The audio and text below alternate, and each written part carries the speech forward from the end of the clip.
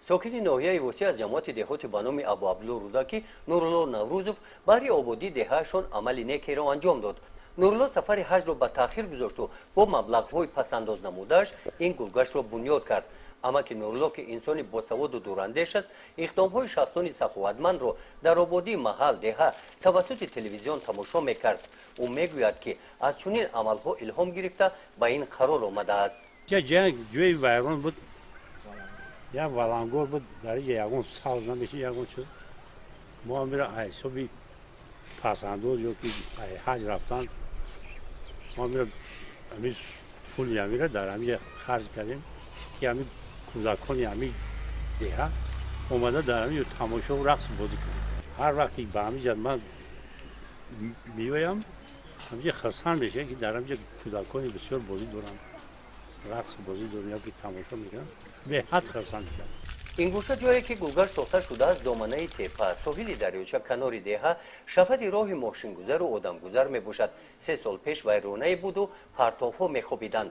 آن وقت آدمان کوشش میکردند که هرچی تیزتر از اینجا گذرند.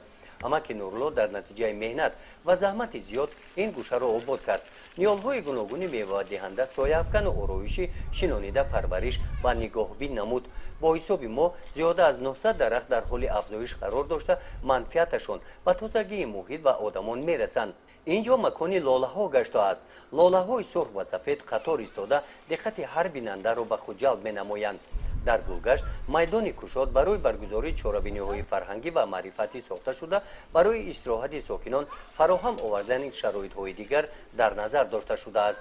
از شهروندان جماعت دهاتی به نام ابو عبدالله رودکی شخصان از دهه انارستان و دهه مهنت‌آباد دو شهروندی که در مقامات اجرایی حکومت دولتی ناحیه وسیع عریضه خطی نوشتن برای سفر حج کردن. البته اینها اقدام نیک گرفتن که در دهه خودمون یکم بهبودی کنیم. یکیش گلگشت کردن و دیگریشون با کوپرو که طول چندین سالها در اونجا گذشته نمیشد و از حساب صاحبکار که سفر حج نکرد و آن کوپرو را ساخته به استفاده داد.